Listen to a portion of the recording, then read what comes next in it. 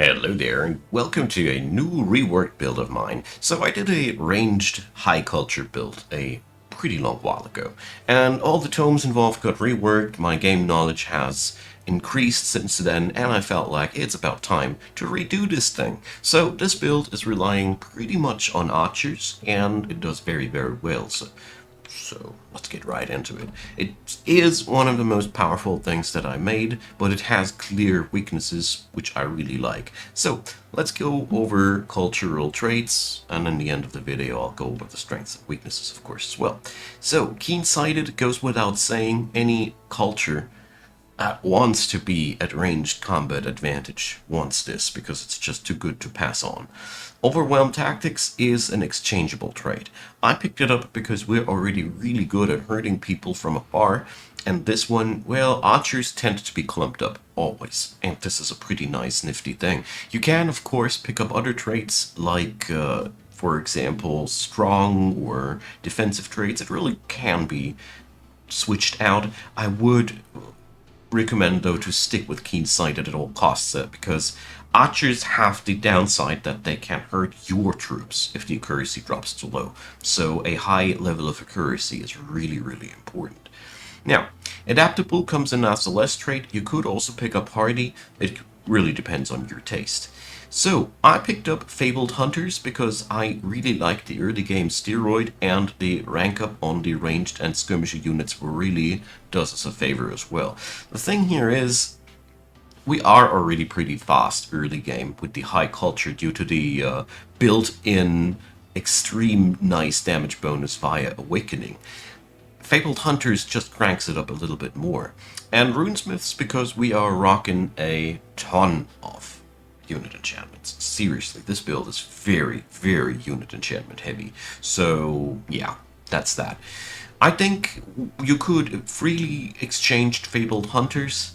Maybe Runesmiths? I wouldn't recommend, though, because this build relies so much on its unit enchantments, you would really downgrade yourself to no good avail, in my humble opinion, at least. Now, tomes. So, for the... Oh, that's the wrong button. For the starters, we're going to go over the Tome of Cryomancy. This build can be either played via Cryopath or Pyropath. The Pyropath results, though, in a completely different build. Let's just say this one is the sustain heavy and less damage heavy build versus Pyromancy being a much more aggressive version with less CC and all. Let me know in the comments if you want to see that for the high culture as well. Anyways, Cryomancy. We want that for the frost arrows, obviously, and the frost blades don't hurt our front line either.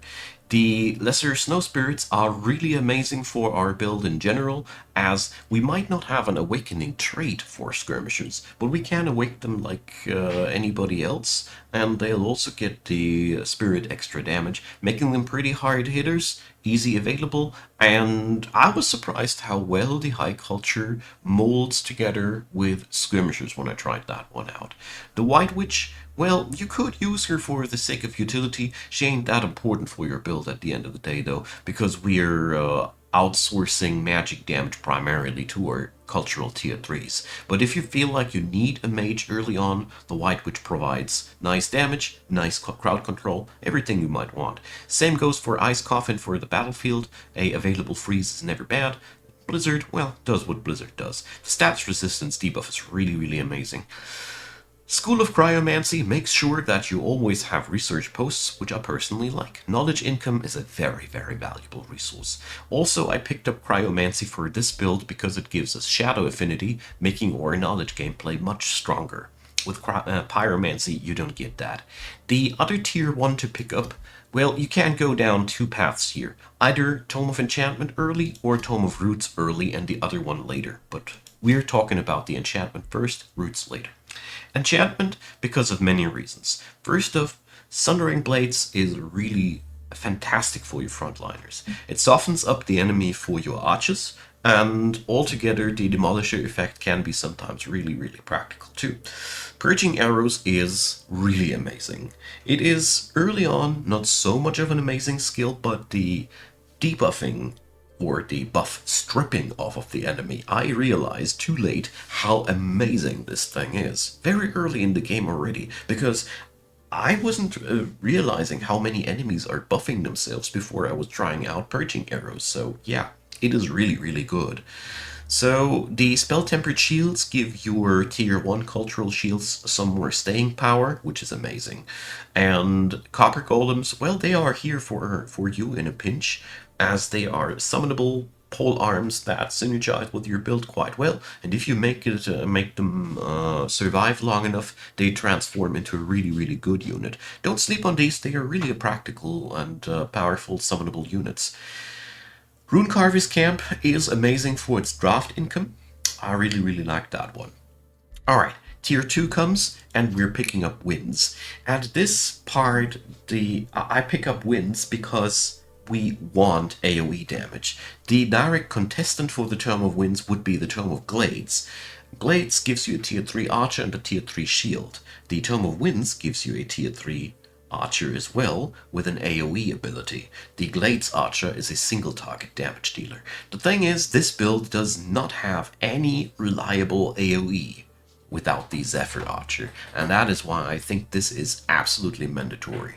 The other thing is, Seeker Arrows are dope on the high culture. You see, our archers already get extra range when they are awakened. Cranking this up with the Seeker Arrows by another level is really nutty and fun, so I really can recommend. Seeker Arrows are amazing on the high culture, because our damage profile is already pretty high at that point with Cryomancy and Awakening alone. The Wind Rager also is a very, very good unit for us. He might be tier 2, but since we're picking up Mayhem later down the road, we don't need too much of a tier 3 frontline too badly. This guy is disruptive, nice damage profile, and can be wounded by ranged attacks reliably. Very cool thing. The Dust Storm serves two purposes. For one, it denies the enemy's ability to pelt you with ranged attacks, and the other thing, the Blinding Chance disables retaliation attacks, which opens up the field for your melee troops. This spell is amazing. It's really, really good for this build, especially since our frontline is more of a disruptive kind, and retaliation blows really hurt them. Dust Storm is a godsend at this end. And Abducting Cyclone, well, you can manipulate the enemy's positioning, which can be really amazing, as it allows you to position somebody in firing range of your archers, namely heroes or whatever you want to do. Avenging Winds on your heroes is really cool, and so is Favorable Winds if you have a lot of ocean on the world map.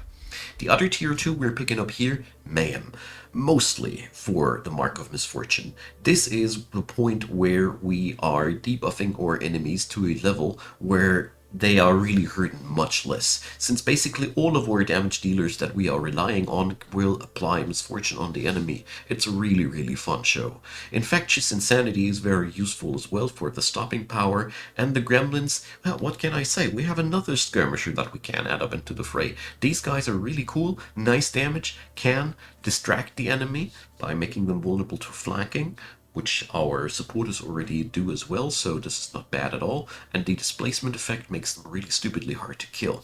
If you want to, you can pick up Course of Misfortune for more debuffing, but I think the Mark of Misfortune, Gremlin, and the Infectious Insanity are the three real pieces you're after in this book.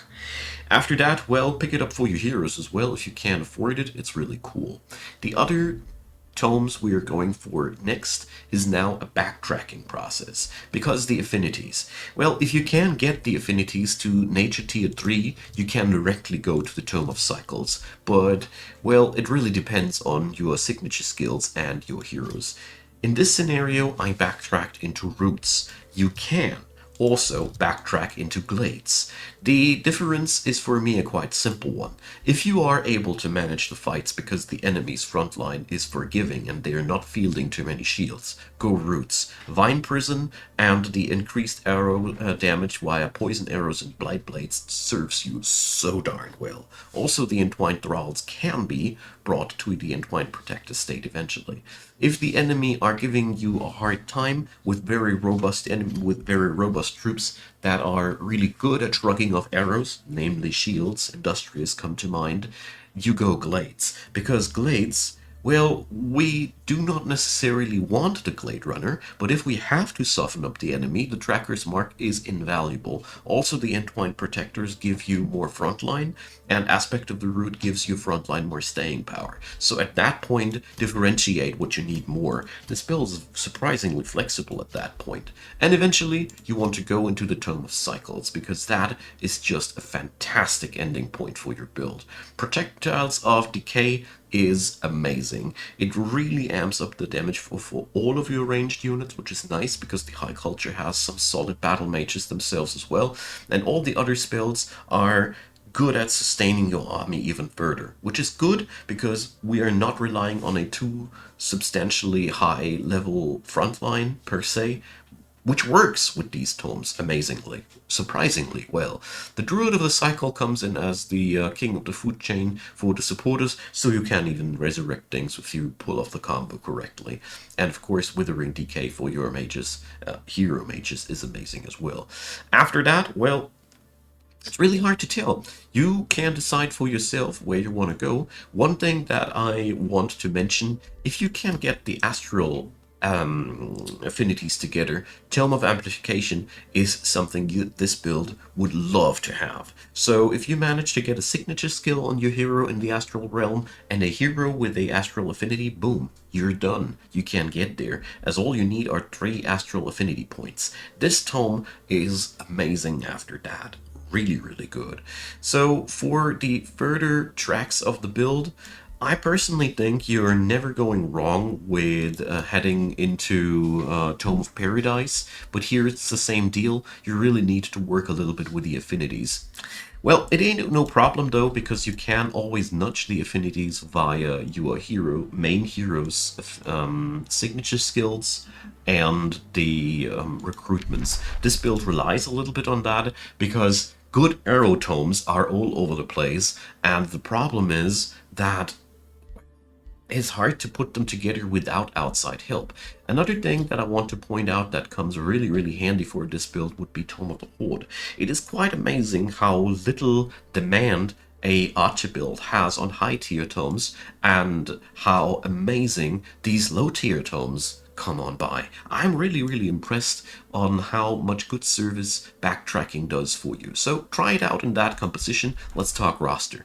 So your Dusk Hunters are all over the board substantially good units. You will take a while until you can reliably train Zephyr Archers, and therefore these guys are your main backbone. You don't need to worry if they die. You can replace them eventually with Zephyr Archers bit by bit and put them into your home provinces to stay there and defend, as their upkeep costs are really, really moderate.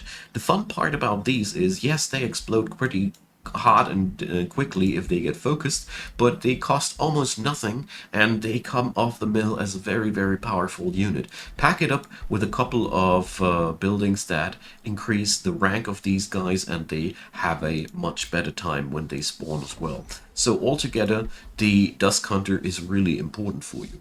The Dawn Defenders are amazingly similar in that role. With all the things that we do, with all the support and debuffing, the Dawn Defenders are amazingly robust in this build, especially since Shield of Light Awakening gives them a hefty amount of resistances on top of that. So with everything done, I was really surprised that this build is able to rely on these guys and in combination with Daylight Spears. So it's pretty simple. Dawn Defenders are there to block the enemy, Daylight Spears are there to poke the enemy and kill them where necessary. I have a very, very low rate of these. 1 or 2 in the army are usually enough, but they have their use. At the end of the day, you have the Frost and the Poison enchantments on these guys going on, and Sundering Blades, so your melee units are not really bad at all either.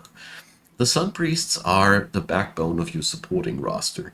Their Twin Awakening and their Mending Awakening are really, really important to keep your army together, and they're really good at that. Mending Awakening is amazing insofar as its cooldown is really, really low. Yeah, the downside it is it's only a single target healing spell. Yeah, sure, but that's about it in terms of downsides. I usually rock 4 to 6 of these in my army blocks, depending on how much damage the enemy is inflicting on me and how much support I was able to draft on my heroes. The lowest amount would be 3. 3 to 4 is never a bad thing. If you notice that you have a hard time surviving the battles, add in the Sun Priest or 2 more until this stops. White Witches, like I said before, they are really only necessary if you notice that the enemy is fielding a lot of shields very early on and you have trouble breaching through them early in the early game. The later the game goes, the less it matters if the enemy is fielding shield troopers or not. Your archers are so overbuffed that yes, they will take a while longer on shield troops, but they can kill them eventually too, especially since we have awakeners down the line. The mainstay of the White Witches is their freezing blast, so they give you a little bit more crowd control, and if you have the feeling that the enemy is breaching a little bit often into your backline and you're suffering from that, White Witches come to save the day. Now, the Awakener is your main bread and butter backliner battle mage. Even without many buffs, the Spirit Bolts in their baseline version with Misfortune are amazing, as they debuff the enemy and deal also not too bad damage with the Overwhelm tactics on the side. Exposing Light is where what we're after. 3 to 4 awakeners in your army, or even only 2 to 3 with that skill, can bring a really tremendous amount of damage where you need it, and this is what they're good for. And they get followed up by the Zephyr Archers. So the basic idea is to pelt the enemy first with your Awakeners. They also can awaken units as a free action, that's also worth mentioning. And then after that, prepare via exposing light the enemies that you want to kill, and then Zephyr Shot can be put into the fray because all the debuff resistance, the debuffing of the resistances will come into play here quite handy. Also, Zephyr Shot, as you see here, the range of it is very, very oversouped because we have Seeker arrows, and as soon as these bad boys get awakened, you get another ranged bonus. So it is really, really stupid.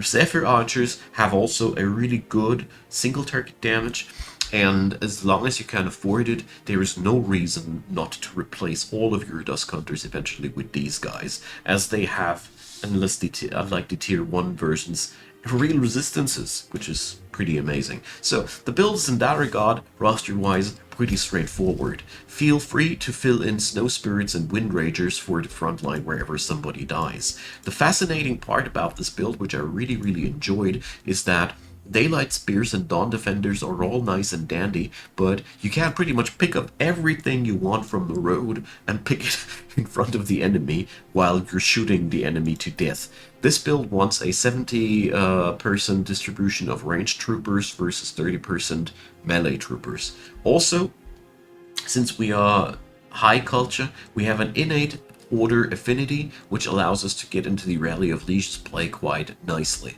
Rally of the Lieges is very, very important and nice if you can pull it off, especially since every foreign troop of a higher tier that is frontline is extremely valuable for this build.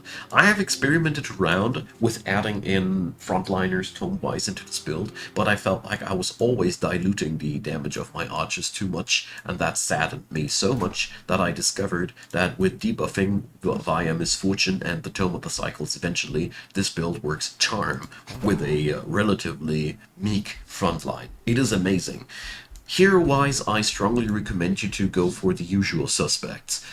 Restoration, Summons, Mass Rejuvenation. These things are really, really amazing, as the more healing and summoning and staying power you add into this build, the easier it'll get to dominate the enemy. And like I said, plan ahead which tomes you want to have for the later stages of the game, and it always pays off to go for your main hero for the fitting signature skills. Talking about main hero, here I recommend a champion or a wizard king, depending on your playstyle. Champion, because champions are really, really cool insofar as this build enjoys printing a stupidly large army as quick as possible, and that is where champion heroes just shine. In general, you want to start stomping and you don't want to stop with that. The early game is all yours and it only gets better after that. The downside of this build is that it doesn't have any built-in road for tier 4 or tier 5 frontliners, so you might want to counteract that by just winning the game quickly. Jokes aside, this is something that you need to address eventually, either by boosting up your troops to a level where they can survive the late game via Tome of Paradise or something like that, or you acquire it from foreign sources. This is the only thing that I discovered that this game doesn't have, that this build doesn't have a good access to a glorious synergistic late game. But seriously, you're kicking down the door everywhere right from the get-go. The moment you have 12 units, you can basically do whatever you please, at least on hard difficulty, as the clear verdict here is Dawn Defenders and Dusk Hunters, you don't need to worry if they die at all. Your economy also goes pretty strong, as you have a lot of access to knowledge provinces, you have a lot of access to stability, and the only thing that I struggled a little bit with was mana. So you might want to keep an eye out on that. But beyond that, my cities are thriving, my wallet is full, I could afford way more armies. The thing here is, you can easily swarm with low quality, but you can also build up a high quality army in the background with those high tier ranged units. The only thing that you really, really crave for, and I personally love to rely on Rally of the Leashes for that, is frontline. Because except for a Tome of the Glades, I haven't found any good synergistic tome that provides frontline, and Zephyr Archers are just a better fit for this build. So maybe you know something to resolve that issue, but I have, for me, discovered that this build works extremely well as it is.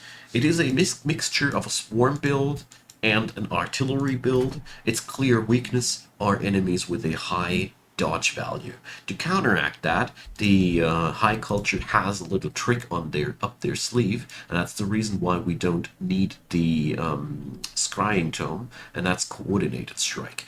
This should be preferably on all your heroes if you have the problem with enemies that elude your grasp for your archers. Mind you that Coordinated Strike applies also on skirmish units, so if the enemy is extremely hard to hit, you have gremlins and snow elementals that can debuff the enemy's dodging ability, and that's that way to go. So I hope that helps. There is no real use for the Scrying Tome in this build, in my humble opinion.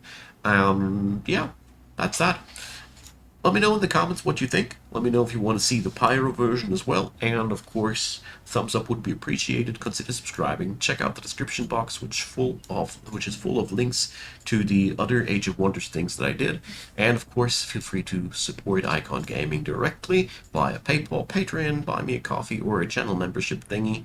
It's all in the links down there. A big, big thanks to all of you who do. And a big, big thanks to you for watching this video especially. So, have a nice one, and see you soon.